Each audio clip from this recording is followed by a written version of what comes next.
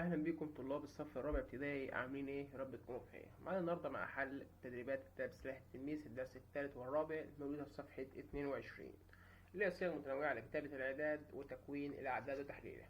بيقول لك اكمل بالصيغه القياسيه. ولا الصيغه القياسيه دي اللي الاعداد لازقه ببعضها يا باشمهندس زي ما احنا هنعرفوها كمان شويه. بيقول لك هنا في اول سؤال 3,214,000 و936. واحد من الوهلة الأولى كده أو ما خدش فهم الدرس، فأنا هنشرح لك الدرس كده بطريقة بسيطة على كل سؤال بسؤاله. الحتة الأولى هنا يا باشمهندس بص كده، أنا هديك طريقة تحل بيها على طول. اللي هنا أحاد، عشرات، تريا كده، أحاد، عشرات، مئات، بقى كده أحد الألوف، عشرات الألوف، مئات الألوف، بقى كده أحد الملايين اللي هو لك هنا في 3 ملايين، يعني في خانة أحد الملايين يوجد هنا 3. طب هنا يا باشمهندس 214 يبقى 214,000، يبقى كاتبين في خانة الألوف هنا 214، وهنا 936 ادي 936 في خانة الوحدات. طب الرقم ب بيقول لك 18 ايه مليون، يعني في خانة عشرات المليون. تعالى يا باشمهندس اعمل هنا لحد ما توصل لعشرات المليون. يلا احاد، عشرات، مئات، بعد كده احد الالوف، عشرات الالوف، مئات الالوف، بعد كده احد الملايين، عشرات الملايين. بس هنا قال لك ايه 18، يبقى كاتبين هنا 18 في خانة احاد وعشرات الملايين. هنا 650 الفا، ادي 650 الفا اهيت. طب هل هو قال هنا ارقام يا باشمهندس هنا في خانة الوحدات؟ لا. طب ينفع نسيبها فاضية؟ ما لو سبتها فاضية كانت دي هتنزل من خانة الملايين لخانة الالوف، ما ينفعش. فاحنا هنا هنحط 3 اصفار. يبقى لما ما يقولناش اعداد في الخانات اللي هو سابها كده فاضية وما اتكلمش فيها، يبقى احنا نحط اصفار كمان عندنا. طب هنا يا باشمهندس 865 مليون، يعني في خانة أحاد وعشرات ومئات، يعني في 3 الخانات بتوع الملايين. تعال نعمل مع اقتصاد بقى، أحاد، عشرات، مئات، بعد كده أحد الألوف، عشرات الألوف، مئات الألوف، بعد كده أحد الملايين، عشرات الملايين، مئات الملايين. قال لك كام؟ 865، أدي 865 في خانة إيه؟ في خانة الملايين. طب هنا 352 ألف، رايحين في خانة الألوف ونكتبوا 352، أدي 352 ألف. طب هنا كام؟ 9. التسعة بدنا هنا تبقى 900 وهنا تبقى 90، فالتسعة بتنكتب هنا يا باشمهندس وتاخد بالك. لو هنا يا مستر ما اتكلمش فهنحط يا باشمهندس برافو عليك، يبقى هنحط هنا اصفار. طب هنا مليار، يبقى احنا على طول كده رايحين احاد، عشرات، مئات، بعد كده احاد الالوف، عشرات الالوف، مئات الالوف، بعدين احاد الملايين، عشرات الملايين، مئات الملايين، بقى كده احاد ايه المليارات. قال لك مليار واحد يعني 1 مليار بمعنى صح. هنا 450 مليون، 450 مليون رايحين في خانة المليون نكتبه هنا كده 450. طب هنا 673 ألف رايحين في خانة الألوف نكتبوا 673، 673. طب هنا مثلا ما جاتش حاجة، يبقى هنحط كام صفر يا باشمهندس؟ 3 أصفار. طب هنا يا باشمهندس عملية جمع بقى، بص هنا أحاد، عشرات، مئات، تاني أحاد الألوف، عشرات الألوف، لحد هنا تمام كده. الاتنين دي في خانة الأحاد، نروح بين الاتنين هنا في خانة الأحاد. ال20 ديت في خانة العشرات، الاتنين دي في خانة العشرات أهو. طب واحد تاني يقول لي مستر يعني مش داخلة دماغي بصراحة، أنا عايزك تقول لك تعالى يا باشمهندس أنت معايا. هنا عد 1 2 3، يبقى هو الرقم الكام يا باشمهندس؟ التالت. عد 1 2 3، هو مكتب الرقم هناك 4. طب تاني خلينا في تاني.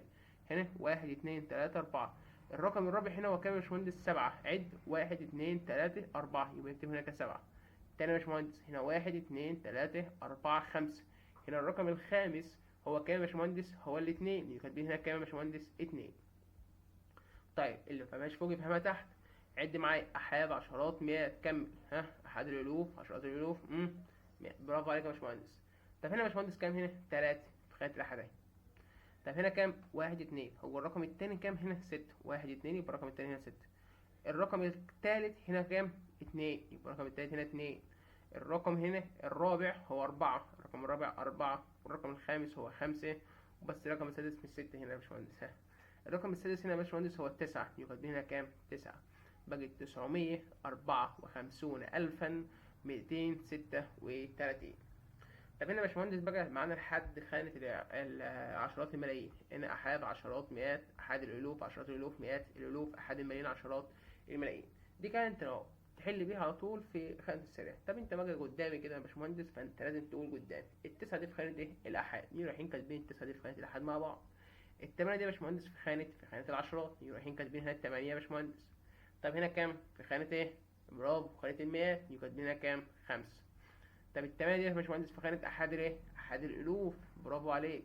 طب هنا الست دي في خانة عشرات الألوف. طب هنا هل هو جاب حاجة هنا؟ لا، سيبها فاضي لحد ما نخلصه. هنا خانة أحد الملايين، أحد الملايين وكاتبين 7. هنا خانة عشرات الملايين يبقى كاتبين هنا كام؟ 2. طب هو يا مستر ما جابش حاجة في خانة مئات الألوف هنا، هنسيبها فاضية؟ لا طبعا يا باشمهندس، منسيبهاش فاضية، نحط هنا ايه؟ صفر. اللي بعد كده يقول لك هنا 20 زائد 600 زائد 60,000 زائد 800. طيب أول حاجة يا باشمهندس يلا بينا أحد عشرات مئات، أحد الألوف، عشرات الألوف، مئات الألوف، بعد كده أحد الملايين، عشرات الملايين، مئات الملايين، واحد، بعد كده أحد المليارات. الاتنين دي في خانة إيه يا باشمهندس؟ والله يا مستر الاتنين ديت في خانة عشرات، نيجي كاتبين هنا الاتنين. الست دي في خانة إيه يا باشمهندس؟ في خانة المئات، نيجي كاتبين هنا كام؟ 6. الست دي في خانة عشرات الألوف، نيجي كاتبين هنا 6. التمانية في خانة أحد المليارات أهو. طب يا مستر هل هينفع نسيبه دي فاضية؟ لا طبعا يا باشمهندس، فاحنا بننزله بقى ايه؟ عبارة عن تصفار، ادي صفر صفر صفر. كمل هنا صفر وهنا كمان صفر وهنا كمان صفر. بقى 8,060,620. الرقم الأخير يا باشمهندس بقى هنعمله في ايه؟ نعمله كالتالي. هنا كده واحد في واحد بواحد، الواحد الخمسة في عشرة ب50. طب هنا الأربعة في 10,000 تبقى ب40,000 أهو. طلعت نفس اللي فوق يا باشمهندس، وهنا بقت كام؟ 900,000. طيب 900,000 من ناقصنا صفرين. يلا أحاد عشرات مئات بعدين أحد، أحد الألوف، عشرات الألوف، مئات الألوف. هنا 9 في خانة مئات الألوف، وهنا الأربعة في خانة عشرات الألوف، وهنا الباقي كله هينزل تصفار، بس هنا في 5 في خانة الأحاد، ودي في 5 في خانة العشرات. تمام يا باشمهندس؟ تمام. خلينا نشوف السؤال اللي بعد كده. السؤال رقم 2 بيقول لك أكمل بكتابة الصيغة اللفظية. الصيغة اللفظية دي يا باشمهندس يعني احنا بنتكلمه، فاحنا هنكتبه الكلام اللي احنا بنقوله. وانا يا باشمهندس انا عايز حد يقراها لي، فانت هتقول لي هنا 14,726، فهنقوله هنا كده 14,000 اللي هي خانة الوحدات، بعد كده كام؟ 726، بعد كده 726. طيب تعالى نحسن خط شوية بقى. هنا كام؟ 500,000، يبقى كاتبين جوه كده 500,000. وكام ديت؟ 286، نكتبه دهوت كده 200، نكتبه دهوت 286. طب هنا يا باشمهندس بقى هنقراها لك انا وانت تبقى تكتبها. هنا كام؟ 700 دي كوحدات ألوف ملايين، يبقى دي كده 7,215,603. طب هنا مليون 271,305. طب هنا 42,894,300 وكام؟ 75. طب هنا 8,373,542,239. طب هنا يا باشمهندس نجمع بقى الأول. يلا بص تعالى واحدة واحدة كده. دي خانة أحاد عشرات مئات، بعدين أحد الألوف، عشرات الألوف، مئات الألوف. دي في خانة 9 في خانة أحد الألوف، في خانة الأحاد، والاتنين دي في خانة العشرات، وستة في خانة ستة في ستة في خانة العشرات الألوف، وسبعة دي في خانة مئات الألوف. والباقي طبعا هينزل تصفار. هنا بقى يا باشمهندس 760,000 أهو، نكتبه دوت يا باشمهندس 760,000 وكام؟ و29، يبقى كاتبين كده و29، يبقى كاتبين كده يا باشمهندس 20. طب هنا نجمع برضو. دي عبارة عن 1 زائد 50 زائد 6 زائد 30. تعالى يا باشمهندس هنا. دي كده أحاد عشرات مئات، أحد الألوف، عشرات الألوف، مئات الألوف. الواحد دي في خانة الأحاد، الخمسة في خانة العشرات، دي في خانة أحد الألوف، ودي في خانة مئات الألوف، وهنا نحطه صفر. بقى 36,501. طب هنا يا باشمهندس لما تيجي تعملها هتبقى عبارة عن 7,000,000 و7 صحيح. نكتب ده 7,000,000 و7 صحيح، و7 صحيح وتساكت كده. تعال نشوف السؤال بعد كده. أكمل بكتابة الصيغة الممتدة. والله أول سؤال كده لما تيجي نجروه عبارة عن 7,215,603. الصيغة الممتدة دي يا باشمهندس عايزة واحد رايق بقى زي حضرتك كده يا باشمهندس عشان نحلوه. والله السبعة يروح أيام بكده، تيجي كاتب لي السبعة اهي. عد كده عدد الأرقام اللي قدامها 1 2 3 4 5 6. يبقى احنا السبعة دي قدامها 6 صفار، ادي 1 2 3 4 5 6. زائد ايه الرقم اللي بعد السبعة؟ الاتنين اهو. عد يا باشمهندس، 1 2 3 4 5، يبقى هنكتبه هنا كده 5 اصفار، ادي 1 2 3 4 5، زائد الرقم اللي بعد الاتنين هي 1 قدامه 4 اصفار اهو يا باشمهندس. طيب بعد كده الخمسة قدامه 3 اصفار، ادي 5 يا باشمهندس قدامه 3 اصفار، والستة دي قدامها صفرين، وطبعا الصفر مالناش دعوة بيه، وده تنزل زي ما هي. طب الرقم اللي بعد كده دي في خانة 6 مليون، يبقى يكتب هنا كده يا باشمهندس 6، وفي خانة المليون ايه اللي في خانة المليون؟ يعني قدامه 6 اصفار اهو، كده قدامه 6 اصفار، زائد الرقم 4 يا باشمهندس قدامه كام صفر؟ قدامه 5 اصفار، اللي هي 5 ارقام بننزله عدد الارقام بعد الاصفار، زائد الرقم كام بعد كده 5، ادي 5 ده يا باشمهندس قدامها قد ايه؟ 1 2 3 4، يبقى هنا 4، 1 2 3 4، يعني خد 50,000 كده. طيب التمانية دي يا باشمهندس قدامها تلات كام؟ 3 اصفار اهم، زائد الاتنين قدامها كام؟ صفرين. انزل على اللي بعده التلاتة، طبعا ده انت ما فهمت دلوقتي هتحل دلوقتي مع نفسك بقى يا باشمهندس، وانا هنكتبهم لك دلوقتي. السؤال رقم هي هنا يا باشمهندس بيقول لك هنا دي في خانة 9 مليون، والأربعة ديت بص على ده مش من اليمين هنا يا باشمهندس، الأربعة تنزل زمان قدامهاش حاجة، الأربعة التانية في خانة العشرات أهي، زائد الستة في خانة المئات يبقى خانة 600، زائد الإيدة في خانة 3000 يعني في خانة أحد الألوف أهوت يا باشمهندس، زائد الكام ديت الاتنين قدامها في خانة 20 هي تبقى 20,000 يعني، زائد الواحد في خانة المليون يعني واحد قدامه 6 أصفار أهوت، زائد السبعة يا باشمهندس قدامها 7 أصفار أهوت. ده الأرقام التانية دي 8، أدي التمانية يا باشمهندس قدامها صفرين، وبعد كده 6 أصفار يبقى 8 أصفار، زائد التسعة يا باشمهندس اللي هي في خانة أحد المليارات يعني في خانة 9 أصفار. تمام كده يا باشمهندس؟ تمام يا مستر. هنا 271، يبقى احنا عايزين نحول الكلام ده كله للصيغة القياسية الأول. دي 271,000، أدي 271,000، هنا كام؟ و350، أدي 350. تعالى كده نحولوها يا باشمهندس للصيغة، طبعا ال50 الصفر مالناش دعوة بيه، ال50 تنزل زي ما هي اهيت، زائد تقدر في خانة 300 تبقى 300، زائد الواحد في خانة أحد الألوف يبقى خانة أحد الألوف يبقى 1,000، زائد السبعة في خانة عشرات الألوف يبقى عبارة عن 70,000، زائد الاتنين في خانة عشرات أو مئات الألوف يبقى في خانة 200,000. اللي بعد كده هنا مليون، أدي المليون يا باشمهندس، 52,000، أدي 252,000، أدي 52,000 يا باشمهندس. هنا مجتش حاجة في خانة المئات يبقى نحط هنا صفر. بعد كده 505، أدي 500 وأدي 5. عشان نعملوها أدي الواحد يا باشمهندس وأدي قدامه كام صفر؟ قدامه 6 أصفار أهو، 6 أصفار يا باشمهندس، زائد بعد كده رقم 5 هنا يا باشمهندس عد الأرقام اللي قدامه 1 2 3 4، يبقى نكتب هنا ال5 وقدامها عبارة عن 4 أصفار، أدي 1 2 3 4، زائد الخمسة التانية الاتنين يا باشمهندس بعديها قدامها 3 أصفار، الخمسة دي قدامها رقمين يبقى صفرين، زائد الخمسة دي قدامهاش حاجة. طيب السؤال بعد كده بيقول لك 650 مليون، ادي 650 مليون اهو، يعني في خانة وحدات وفي خانة ألوف وخانة وحدات تانية، وهنا 21,000، ادي 21,000، مجاش حاجة في خانة المئات نحط هنا صفر وهنا صفر وانت تكملها. طب هنا مليار، ادي 1 مليار، وهنا 406 وكام و19,000، ادي دي في خانة الملايين مجاش حاجة يبقى اصفار، هنا كام؟ 419، ادي 419,000، مجال كام؟ 702، ادي 702 يا باشمهندس. طب هنا 67 مليار، 67 مليون، ادي 67 مليون، 67 مليون، 38,000، يبقى هنا نحط صفر، زائد 191. طيب دي تحلهم. طب الصيغة العددية للعدد التالي باستخدام الصيغة الممتدة، يبقى احنا كده عايز ايه؟ الصيغة الممتدة، يبقى دي الواحد يا باشمهندس هو يجيب لك الصيغة العددية كلهم. طيب باستخدام الصيغة الممتدة يا باشمهندس، ادي واحد وقدامه كام صفر؟ ادي 1 2، بعد كده 3 4 5، زائد الخمس دي قدامها 3 أصفار اهو، 3 أرقام اهو، زائد الاتنين قدامها رقمين بس، زائد التمانية تنزل زي ما هي.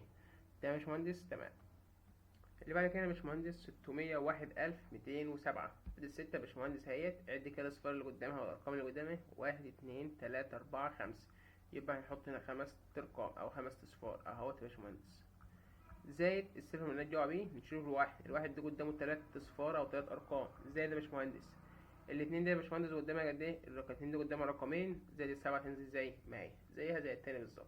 طيب نشوف السؤال بعد كده. طيب يا باشمهندس ادي نشتغل المره دي من اليمين بقى، التلاته تنزل زي ما هي زائد هنا كام؟ صفر مالناش دعوه بيه، الست دي في خانه قدامها كام رقم؟ رقمين، يبقى احنا ننزله صفرين وبعد كده الستة، زائد الخمسة دي يا باشمهندس قدامها كام رقم؟ الخمسة دي قدامها تلات أرقام، يبقى تلات أصفار، واحد اتنين تلاتة وبعد كده خمسة، زائد الواحد دي قدامه قد ايه؟ قدامه خمس أرقام، يبقى نحط هنا خمس أصفار، أدي واحد اتنين تلاتة أربعة خمسة وبعد كده نحطه الواحد، زائد الاتنين ده عدها كده، واحد اتنين تلاتة أربعة خمسة، يبقى نحط هنا خمس أصفار، أدي واحد اتنين تلاتة أربعة خمسة ونحطه هنا كده بعد كده الاتنين، زائد السبعة يا باشمهندس قدامها ست أصفار، أدي واحد اتنين تلاتة أربعة خمسة ستة وبعد كده نحط كام؟ سبعة. طيب السؤال اللي بعد كده رقم ده نفسه هو نفس الفكرة يا باشمهندس، هسيبك انت تحله. طب هنا 469,000، يبقى نكتب الرقم ادي 469,000 وبعد كده 130. بقى بقت سهلة يا باشمهندس، ادي التلاتين اهيت، زائد الواحد ده قدامه رقمين يبقى نحطه قدامه صفرين، التسعة دي قدامها تلات أرقام يبقى نحط قدامها تلات أصفار، الستة دي قدامها أربعة أرقام يبقى احنا نحط قدامها أربع أصفار، زائد الأربعة دي يا باشمهندس قدامها خمس أرقام يبقى احنا نحط هنا خمس أصفار. طب هنا يا باشمهندس 2 مليون وحدات ألوف ملايين، الكام ملايين؟ الاتنين، 277 في خانة ايه؟ الألوف، يبقى نكتب 277 في خانة الألوف. كام في خانة الوحدات؟ 191. كام يا باشمهندس؟ أدي واحد زائد التسعة دي قدامها رقم يبقى نحط 90.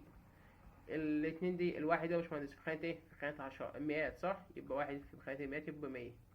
السبعة دي في خانة ايه يا باشمهندس؟ أحد الألوف يعني عبارة عن 7000، أدي 7000 زائد السبعة دي يا باشمهندس في خانة ايه؟ السبعة دي في خانة عشرات الألوف يعني عبارة عن 70,000، أدي ال70,000 زائد الاتنين دي في خانة مئة الألوف يعني عبارة عن 200,000، أدي 200,000 يا باشمهندس. الاتنين التانية دي يا باشمهندس في خانة الملايين يعني عبارة عن اتنين وقدامها ست أصفار أو 2 مليون يا باشمهندس. طيب السؤال بعد كده 67 مليون، بص وحدات ألوف ملايين، أدي 67 مليون تنزل 38,000 38 ما جاتش حاجة في خانة المئات الألوف يا مستر نحط صفر، وهنا 12 ما جاتش حاجة في خانة المئات يا مستر نحطه ايه؟ صفر وكمل. هنا 27,000 ادي 27,000 نسكت؟ لا الألف دي قدامها تلات أصفار. هنا 649,000 في خانة الألوف يعني خانة وحدات ألوف دي كام؟ 649 ادي 649,000. هنا 650 و650. طب رقم ايه يا باشمهندس؟ هنا كده 3 مليارات، كام؟ 3 مليار، ادي 3 مليار يا باشمهندس اهو. بعد كده خانة ملايين، خانة ألوف، بعد كده خانة الوحدات. كام في خانة المليون؟ بقول لك 170، ادي 170. كام في خانة الألوف يا باشمهندس؟ 609 أو 19، ادي 619 اهي. طب كام في خانة الوحدات يا باشمهندس؟ كام؟ 88. 88 ما جاتش حاجة هنا يا باشمهندس يبقى نحطه كام؟ صفر. تمام كده يا باشمهندس؟ تمام يا هندسة. طيب نشوف السؤال بعد كده. يلا يا باشمهندس السؤال رقم 5 بيقول لك حلل الصيغة العددية التالية باستخدام الصيغة التحليلية. وطبعا بيقول لك بالصيغة التحليلية، الصيغة التحليلية يعني واحد وقدامه تصفار. تعالى يا باشمهندس افتح القوس اهوت، ادي الاتنين مضروبة في الواحد، اديلي كده كام صفر يا باشمهندس؟ واحد اتنين تلاتة أربعة خمسة ستة، يبقى واحد وقدامه ست صفار اهو، واحد وقدامه ست صفار، زائد افتح قوس ادي الخمسة اهي مضروبة في الواحد وقدامه، عد كده واحد اتنين تلاتة أربعة خمسة، واحد وقدامه خمس أصفار أهوت يا باشمهندس، اقفل القوس، زائد الرقم اللي بعد كده ستة، واحد وقدامه أربع أصفار أهو، واحد وقدامه أربع أصفار، اقفل القوس، الواحد مضروبة في واحد وقدامه صفرين، زائد الخمسة مضروبة في واحد وقدامه صفر، زائد الاتنين مضروبة في كام؟ في واحد. طب هنا يا باشمهندس زي ما عملنا برضو فوق، ادي السبعة مضروبة في واحد وقدامه ست صفار اهوت، واحد وقدامه ست صفار، زائد الواحد وقدامه كام صفر يا باشمهندس؟ هنا قدامه خمس صفار، ادي خمس صفار اهمت يا باشمهندس، زائد الواحد وقدامه هنا أربع صفار، واحد اتنين تلاتة أربعة، زائد الأربعة وقدامها تلات صفار، ادي واحد وقدامها أربع صفار. طب هنا يا باشمهندس بقى انا هخلي لك الأعداد ديت في الصيغة القياسية ديت وانت هتكملهم انت مع نفسك. هنا ديت 257,618، والله يا مستر ادي 257,000 وادي 618 وتكملهم معاك طبعا من اللي فوق. هنا 13 مليون يعني بص وحدات ألوف ملايين، 13 مليون اهي. كام ديت؟ 604، ادي 604,000. كام ديت؟ 955 55. تمام يا باشمهندس، تمام. طب هنا 6 مليارات، يعني كام في خانة المليارات؟ بص كده، وحدات ألوف ملايين مليارات، 6 مليارات ادي 6. 900 مليون ادي 900 مليون يا باشمهندس. هنا 10 الألف، 10 الألف ادي 10 ألف. مفيش حاجة في خانة الملايين يبقى نحط مئات الألوف، يبقى نحط هنا صفر. طب هنا كام؟ 4. مجابش حاجة في خانة عشرات ولا مئات، نحط احنا تصفار من عندنا. هنا 8، يعني 8 مليون يا باشمهندس اهي. افصل. كام؟ 70 ألف ادي 70 ألف يا باشمهندس، وديت 200. تمام كده، تمام. خلينا نشوف الصورة بعد كده. يلا يا باشمهندس، بيقول لك أجمل تكوين العدد. بص كده، أحاد، عشرات، مئات، بعديه أحد الألوف، عشرات الألوف، مئات الألوف، بعد كده أحد الملايين، عشرات الملايين، مئات الملايين، بعد كده أحد المليارات. الواحد ده في خانة الأحاد يكتب له واحد، خمسة دي في خانة العشرات يكتب له خمسة، والصفر ده في خانة المئات أهو. أحد الألوف مكانه صفر، عشرات الألوف مكانها 4، ومئة الألوف مكانها 9. هنا أحاد الملايين قدامها 3، وعشرات الملايين صفر، وهنا كمان صفر، وأحد المليارات قدامنا كام؟ 5.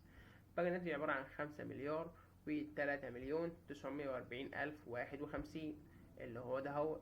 لا مش ده، ده السؤال، ده سؤال تاني. رقم ب بقى يا باشمهندس بيقول لك هنا 5 مليون 197 ألف و96. تحليل العدد دوت يا باشمهندس، يعني احنا عايزين نحلله بالصيغة الايه؟ بالصيغة التحليلية. طيب تعالى نحلله بالصيغة التحليلية. ادي 5 مضروبة في الواحد وقدامه كام؟ 6 صفار. ادي واحد وقدامه 6 صفار يا باشمهندس اهو. اقفل القوس. زائد الواحد اللي بعد كده مضروب فيه واحد وقدامه 5 اصفار. ادي واحد وقدامه 5 اصفار يا باشمهندس. اقفل القوس. زائد التسعة وقدامه واحد و4 اصفار اهوت، واحد و4 اصفار. زائد السبعة وقدامها 3 اصفار، يبقى واحد وقدامها 3 اصفار. زائد يا باشمهندس التلاتة وقدامها قد ايه؟ صفر واحد. زائد الستة المضروبة فيه واحد. طب هنا كده عايزين نكون العدد أحاد، عشرات، مئات، بعديه أحد الألوف، عشرات الألوف، مئات الألوف. تمام. هنا يا باشمهندس الواحد ده في خانة الآحاد، وهنا التلاتة في خانة المئات، يبقى التلاتة اهيت. هنا الستة دي في خانة أحاد الألوف ادي الستة، وهنا في خانة عشرات الألوف كده الأربعة، ودي في خانة مئات الألوف دي كده الاتنين. مجتش حاجة هنا، يبقى احنا هنحط هنا صفر يا باشمهندس. تمام كده، تمام. الصورة رقم 7 بيقول لك أكمل الجدول التالي. عايزين بالصيغة الممتدة للرقم 565. بيقول لك هنا يا فندم أدي 5 اهيت. طيب هنا كده يا فندم حبيبي، هنا الستة ديت في خانة ال60، زائد الخمسة دي في خانة ال500. طب الصيغة اللفظية يا باشمهندس هنا هتبقى عبارة عن ايه؟ هتبقى عبارة دي، أنا قلت هنا كام؟ 500. أدي ال500 يا باشمهندس. وهنا يا حبيبي يعني عبارة عن 65، يبقى 565. 565. طيب هنا يا باشمهندس بيقول لك 4 ملايين. تعالى هنا ادي ال4 ملايين اهي فاصل. هنا 546 ألف 546 ألف. وهنا كام؟ 19. ادي 19 يا باشمهندس، وهنا في خانة المئات نحط صفر. عايز بالصيغة الممتدة تعمدوها يا باشمهندس، يعني نفصصوها. ادي الأربعة مضروبة في أو هي مش مضروبة، بنحط قدامها اصفار الصيغة الممتدة. واحد، اتنين، تلاتة، أربعة، خمسة، ستة. يبقى الأربعة قدامها 6 صفار. أدي واحد، اتنين، تلاتة، أربعة، خمسة، ستة. زائد الخمس ده يا باشمهندس عبارة عن قدامها 5 أصفار. أدي صفرين، وأدي التلاتة التانيين أهو يا باشمهندس. زائد الأربعة التانية ده يا باشمهندس قدامها 4 أصفار. أدي ال4 أصفار أهمت. زائد الستة دي قدامها 3 أصفار. زائد الواحد قدامه صفر. زائد التسعة تنزل زي ما هي. طب هنا يا باشمهندس عايزين بالصيغة الممتدة. ادي ال2 مليار يا باشمهندس، وتيجي مكمل بقى. ادي واحد، اتنين، تلاتة، قدام 9 أصفار، قدام 3 ملايين، 3 ألوف، 3 وحدات. بقى كده 3 ألوف اهمت، بعد كده 3 الوحدات. زائد التلاتة، وتيجي مكمل يا باشمهندس. انا هعمل لك دي بالصيغة الصيغة القياسية، وانت تكمل مع نفسك بقى يا باشمهندس في الصيغة الممتدة والصيغة اللفظية انا هجيبهم لك طبعا. 2 مليار 345 ألف 222 345 مليون 222 ألف 179. طب هنا يا باشمهندس بص كده، ادي احاد، عشرات، مئات، بعد كده احد الالوف، عشرات الالوف، مئات الالوف، احد الملايين، عشرات الملايين، مئات الملايين. الخمسة دي في خانة العشرات ادي الخمسة. ده برضه في خانة المئات ادي الأربعة. طب هنا خانة التلاتة دي في خانة أحد الألوف، ودي العشرة دي الواحد دي في خانة أحد عشرات الألوف، والأربعة دي في خانة أحد الملايين، والخمسة دي في خانة مئات الملايين. هو مجالش حابب تحط الباقي هنا تصفار يا باشمهندس. بقت 54 مليون و13 ألف 450 تسكت. طيب دي كده احنا قلناها ودي قلناها، وانت طبعا يا باشمهندس هتكمل هنا زي ما انا قلت لك. اختر الإجابة الصحيحة من بين الإجابات المعطاة. العدد 10 مليون، يعني بص كده وحدات ألوف ملايين، أدي 10 مليون. 75,000 أدي 75,000، وهنا في خانة المئات نحط صفر. و314,000 بالصيغة القياسية يا باشمهندس. فين الرقم دهوت؟ هو رقم ج. طيب السؤال رقم 2، الصيغة القياسية للعدد 18 مليون. بص كده وحدات ألوف ملايين، أدي 18 مليون. هنا كام؟ 605,000، أدي 605,000، والباقي هنا أصفار. فين الرقم ده يا باشمهندس؟ هتلاقيه رقم ج برضه. هنا العدد 1 زائد 20 زائد 700 زائد 6000 بالصيغة القياسية. والله بص، أحاد عشرات مئات، بعد كده أحاد الألوف. الستة دي في خانة الألوف أهي، والسبعة دي في خانة المئات برضو اهي، واتنين في خانة العشرات، وهنا واحد في خانة الآحاد. بقى 6721. فين هنا يا باشمهندس؟ اللي هي رقم ب. رقم 4 بيقول لك العدد 200 زائد 7000 زائد 80,000 تكتب بالصيغة ده. والله بص كده مفروض يا باشمهندس، يعني ممدود، يعني بالصيغة ليه؟ الممتدة. رقم 5 بيقول لك الصيغة الممتدة للعدد 309,602 هي. والله يا باشمهندس هتبقى عبارة عن 2 زائد 600، تمام، زائد 9,000 اهوت، زائد 30 أو 300,000. فين هنا يا باشمهندس؟ دي 300,000 ودي 9,000 ودي 60 ودي 2، احنا عايزينها 600 فدي غلط. طب هنا 2 و600 و9,000، بس دي 30,000 فدي غلط. هنا 3,000 غلط، فأكيد هتبقى الاختيار رقم ج، وتعالى نصححها برضك. هنا 2 زائد 600 زائد 9,000 300,000 مظبوط. تعال نشوف السؤال بعد كده. السؤال رقم 6 هنا بيقول لك 6 زائد 50 زائد 6,000 زائد 9 مليون. والله تعالى هنا أحاد عشرات مئات، بعدين أحد الألوف عشرات الألوف مئات الألوف، بعد كده أحاد الملايين. 6 في خانة الأحاد أدي 6، 5 في خانة العشرات أدي 5، والستة في خانة أحاد الألوف هو أدي 6، والتلاتة في خانة أحاد الملايين نكتب هنا 9، والباقي كله يا باشمهندس هيبقى عبارة عن صفار. فين 9,006,056 اللي هي الاختيار الأول. طب دي في خانة دي في الصيغة التحليلية، يبقى احنا عايزين نخلوها بالصيغة القياسية. أحاد عشرات مئات، بعدين أحد الألوف عشرات الألوف مئات الألوف، بعدها أحاد الملايين. التمانية دي يا باشمهندس قدامها صفرين، يعني 8 في خانة المئات، يبقى دي هنا 8، التمانية هنا. فدي يا باشمهندس 5 في خانة مئات الألوف، نكتب هنا كده كام؟ 5. دي 3 في خانة أحاد الملايين، نكتب هنا 3، والباقي كله هينزل تصفار. فين يا باشمهندس الرقم اللي بقول لك؟ 3,500,000 و800. 3,500,000 وكام؟ و800. السؤال اللي بعد كده، الصيغة القياسية للعدد، يعني بمعنى صح عايزين نفس اللي احنا كنا بنعملوه. أحاد عشرات مئات، بعدين أحد الألوف عشرات الألوف مئات الألوف. تعالى هنا الواحد ده في خانة الأحاد، والاتنين ده في خانة العشرات، والتلاتة في خانة المئات، والتلاتة في خانة الألوف، يبقى دي عبارة عن 3,921. طب هنا يا باشمهندس بقى احنا عايزين، بص كده، هو خد الأربعة وخد الواحد، خد الستة وخد الخمسة، اتبقى كام؟ الاتنين، والاتنين ده قدامها رقمين، يعني قدامها صفرين. طب هنا الصيغة الممتدة للعدد ده، ولا يا باشمهندس 4 زائد 10، خد الأربعة وخد 10، اتبقى كام؟ ادي 6 في خانة المئات يبقى 600. الخمسة ديت في خانة، الخمسة دي في خانة الألوف، يعني 5 في خانة أحد الألوف اللي هي 5 قدامها 3 أصفار. طب هنا يا باشمهندس 53,000 بالصيغة اللفظية، يعني احنا نكتبه ده هو 3 اهوت وخمسون ألفا وستين. رقم هي العدد 205 مليون. بص كده أحاد أو وحدات ألوف ملايين، أدي 205 مليون أهو. بعد كده كام؟ 127,000، أدي 127,000، و13 بالصيغة القياسية بتساوي كام؟ طيب نشوف السؤال اللي بعد كده. أجب عما يلي، اكتب بالصيغة اللفظية. يعني احنا أول حاجة نجمعه، أدي 9 في خانة الآحاد، والاتنين في خانة العشرات، مجالش حاجة في خانة المئات، مجالش حاجة في خانة أحاد الألوف، وستة في خانة عشرات الألوف، والسبعة في خانة مئات الألوف. عاد بالصيغة اللفظية، بص كده، يعني ديت 760,000، نكتبه اهوت كده 760,000 وستون ألفا، وكام ديت؟ 29، نكتبه دوت هو 29. طب اللي بعد كده اكتب بالصيغة الممتدة. ولا يا باشمهندس ادي الستة قدامها كام صفر؟ قدامها 6 صفار، عشان هي قدامها 6 أرقام اهوت يا باشمهندس، زائد الأربعة قدامها كام صفر؟ نحط 5 اصفار عشان هي قدامها 5 ارقام، زائد الستة يا باشمهندس هنا قدامها 3 اصفار، زائد الأربعة هنا قدامها صفرين، زائد التمانية هنا قدامها صفر، زائد الاتنين قدامهاش حاجة خالص، بتنزل زي ما هي. متنسوش تتابعونا طبعا على صفحات ولينكات رياضة الباهي في كل مكان. بالتوفيق للجميع، ونشوفكم في الفيديو الجاي على خير. سلام. ابتدائي، يا رب تكونوا بخير. معانا النهارده مع حل الدرس الثاني من كتاب سلاح التلميذ 2025، وهو الدرس بيقول تغيير القيمة المكانية. فأول رقم بيقولك اختار رقم من 1 إلى 9 ويستخدم هذا الرقم لإكمال الجدول التالي.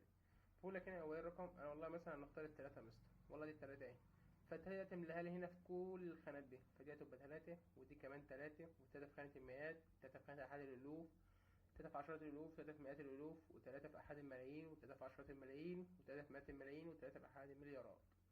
بيقول لك هنا بقى قيمة الرقم تلاتة فيه الآحاد تلاتة بس، يعني الآحاد دي ما قدامهاش أرقام. طب قيمة في العشرات تلاتة يا مستر، قدامها كام رقم؟ هو رقم واحد، يبقى ينزل هنا صفر واحد.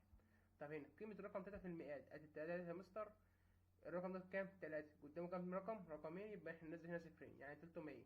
طب قيمة الرقم في عشرات الألوف، عشرات الألوف اهي، ادي واحد اتنين تلاتة أربعة، يبقى دي التلاتة اهيت، وقدامها أربع أصفار أهو، باقي كام؟ 30,000. قيمة الرقم في الألوف، يعني في خانة أحاد الألوف، أحاد الألوف أهيت يا مستر، يعني قدامها تلات أصفار، ادي التلاتة وقدامها تلات أصفار اللي هي 3000 بالظبط. تمام يا باشمهندس؟ تمام. السؤال التاني بيقول لك ما قيمة كل مما يلي. اتنين في العشرات، ادي الاتنين اهيت، والعشرات دي قدامها صفر واحد.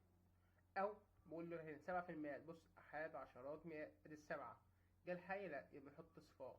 طب هنا يا باشمهندس 8 في الالوف، يعني احاد الالوف، احاد عشرات مئات، بعد كده احاد الالوف، يبقى نحط هنا كده 8، والالوف دي قدامها 3 اصفار اهو يا باشمهندس.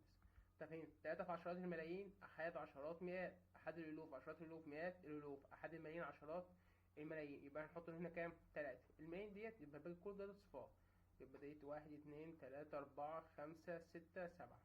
طب هنا اتنين في خانة عشرات الألوف، ادي أحاد عشرات مئات، بعد كده أحد الألوف عشرات الألوف تيجي ساكن، هنا اتنين والباقي كله ينزل ايه؟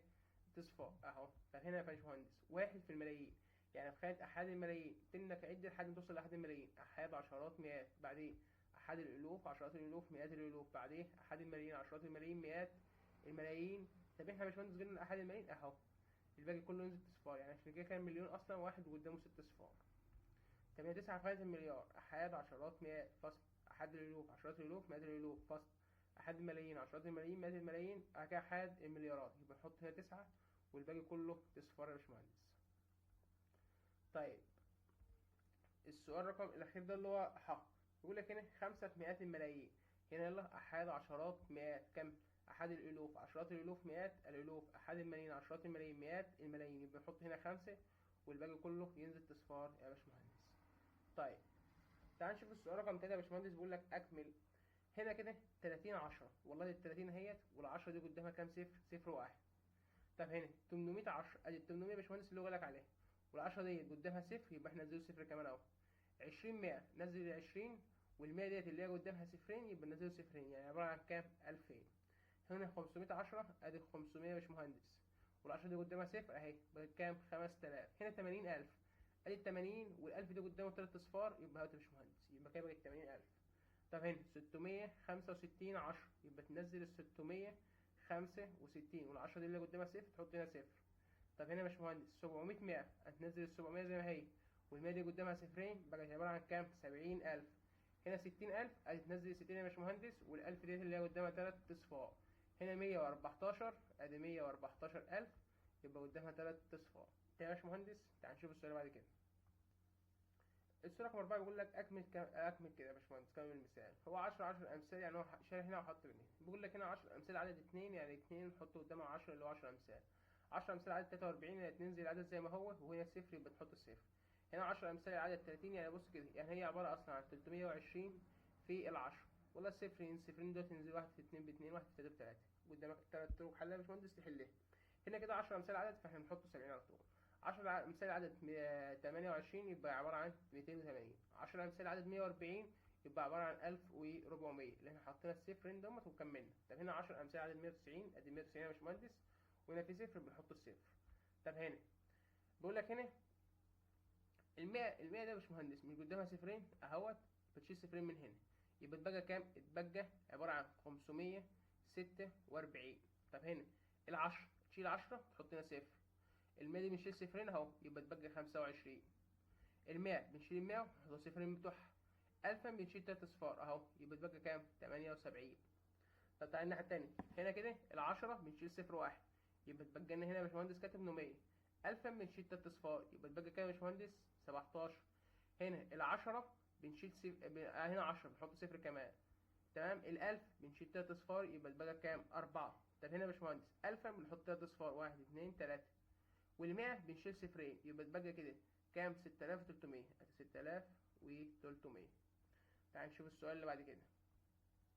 هنا يا باشمهندس بيقول لك اختر الإجابة الصحيحة من الإجابات المعطاة. بيقول لك 10 أمثال عدد 32 نفس ال 32 زي ما هي. 10 أمثال هنحط صفر. بقت كام كده يا باشمهندس؟ بقت 320 يبقى احنا مختارين 320. طب هنا 140 10. ال 10 ديت مش اللي هي كده يبقى قدامها صفر واحد، شيل الصفر يا باشمهندس يبقى اتبقى كام؟ ال 14. روح اختار ال 14. طب هنا 250 100 نشيل ال 100 اللي قدامها صفرين نحطوها، بقت عبارة عن 2000 أو 25000 يا باشمهندس. 25000 فين؟ اللي هي رقم ج. 10 امثال عدد 430. ادي ال 430 يا باشمهندس. و10 امثال يعني هو صفر واحد هنا قدام ال10 يبقى هنحط هنا صفر، بقت 4300 اللي هي رقم ب. تمام يا باشمهندس؟ تمام. نشوف السؤال بعد كده. هنا 500 10 بتساوي كام 100؟ والله بيقول لك هنا كام؟ 500 10. ال 10 دي هتزود صفر، ال 100 دي بنشيل صفرين اهو يبقى اتبقى كام؟ اتبقى لنا 50. نروح مختارين 50 من هنا يا باشمهندس. طب هنا بيقول لك هنا كام؟ 540 بقت 54. هو شال كام؟ صفر واحد. الصفر ده اللي هو عبارة عن كام؟ 10. العدد الذي يساوي 10 أضعاف العدد 275. والله هو 10 أضعاف يبقى احنا هنزود صفر. ادي 275 تنزل زي ما هي، زودنا صفر بقت 2750 اللي هي رقم ألف. طب هنا مع عمر مبلغ 4500 جنيه، وبعد عامين تضاعف المبلغ معه إلى 10 أضعاف. يعني عايز يضرب في 10، يعني هو كده معاه 4500، عايز يضربهم في كام يا باشمهندس؟ في 10. يقول لك دي تلات اصفار، ادي 1 2 3. واحد في 5 بخمسة، الواحد في 4 في 4. بقت كده عبارة عن كام يا باشمهندس؟ عبارة عن 45000 اللي هي رقم ب. طب هنا يا باشمهندس بيقول لك هنا 2010 احنا ممكن نشيل 10 نحط هنا صفر، بقت عبارة عن 20000 ودي 20000 يبقى احنا نروح نختار ايه؟ يساوي. السؤال التاني بيقول لك أكمل مما يلي. 32000 بتساوي كام ألف؟ الألف ده يا باشمهندس بنشيل تلات أصفار، التلات أصفار أهو اتبقى هنا كام؟ 32. هنا 670 100. ال 100 ديت بنحط هنا صفرين يا باشمهندس. الألف دي بنشيل تلات أصفار أهو يبقى اتبقى هنا 67. هنا 17 100. ال 100 دي بنشيلها وبنحط صفرين، وال10 دي بنشيل صفر واحد يبقى اتبقى هنا 170. طيب اللي بعد كده 500 10. بنشيل 10 دي ونحط مكانها صفر، بقت عبارة عن كام؟ 5000 اهوت يا باشمهندس. 10 امثال عدد 200. ادي 200 يا دكتور، ادي 200 اهمت، و10 امثال يبقى هنزود صفر بقت عبارة عن 2000. طب هنا 10 امثال عدد، بص كده 890000. ادي 890 اهو، والألف بنحطه كمان تلات اصفار، ادي 1 2 3. والعشر امثال بنحطه صفر، بعد تلات ارقام نحط فاصلة اهو يا باشمهندس، بقت 8,900,000. العدد النقط بيساوي 10 امثال عدد 28. والله يا باشمهندس هو العدد 280، احنا حطينا 28 وحطينا الصفر بتاع 10. العدد 4500 بيساوي 10 امثال عدد النقط، والله احنا هنشيل صفر يبقى اتبقى معانا هنا كام؟ 450. تمام كده يا باشمهندس؟ تمام. احنا كده خلصنا الدرس التاني، وان شاء الله هنزل لكم بكره الدرس حل الدرس التالت على من كتاب ساعة التلميذ برضه لسه في رابعه ابتدائي. بالتوفيق للجميع، نشوفكم على خير الفيديو الجاي. سلام.